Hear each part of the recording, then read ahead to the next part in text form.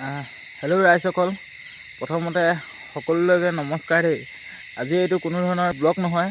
আজি ভিডিঅ'টো বনোৱাৰ উদ্দেশ্য হ'ল যে কি মানে এতিয়া দেখিছোঁ যে চিপছৰ পেকেটত আমাৰ জুবিন দাৰ ফটো দিছে।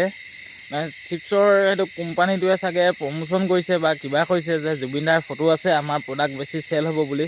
কিন্তু সেইটো কথা নহয় যে যদি চিপছৰ পেকেটটোত জুবিন দাৰ ফটো আছে ঠিকে আছে, দোকানত ধুনীয়াকৈ থাকিব পেকেটটো। যেতিয়া আমি চিপছখিনি খাই কিন্তু কোনো পেকেটটো থৈ নিদিয়ে যে এইটো আমাৰ সাৰ্থক জুবিন গাৰ্গৰ ফটো আছে, পেকেটটো ভালকৈ থৈ দিওঁ বোলে। সেইটো কোনো মিউজিয়ামত সুমিয়াই নিদিয়ে বা সেইটো কোনো ভালকৈ থৈ নিদিয়ে, সেইটো চবেই পেলাই পঠাই দিব। কোনোবাই ৰাস্তাৰ কাষত পেলাব, কোনোবাই ৰাস্তাতে পেলাই দিব, কোনোবাই নলাত পেলাব, কোনোবাই জ্বলাই দিব।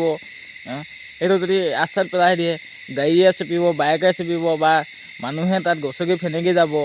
যদি নলাত যদি পেলাই দিয়ে সেইটো গেলেকনিত পৰিব, তাৰ ওপৰত কিছুমানে পেচাবো কৰি দিব।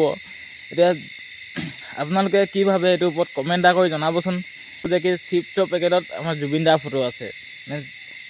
ফটোটো দিছে, বেয়া পোৱা নাই, কিন্তু চিপছৰ পেকেটটো দিয়াটো মানে ঠিক হোৱা নাই। এইটো কোম্পানীয়ে স্পনচাৰ কৰিছে চাগে। এই চিপছৰ পেকেটত থকা এই জুবিন দাৰ এতিয়া ফটো যিহেতু দি দিলে, সেই গোটেই চিপছ পেকেটটোৱে বেন হ'ব লাগে, আৰু যাতে যিমানখিনি চিপছ ওলালে আৰু চিপছ যাতে বেন হ'ব লাগে, সেইটোৱে ভাবোঁ। আপোনালোকে কি ভাবে কমেণ্টত জনাই দিবচোন, ধুনীয়াকৈ কমেণ্ট এটা কৰি জনাই দিব।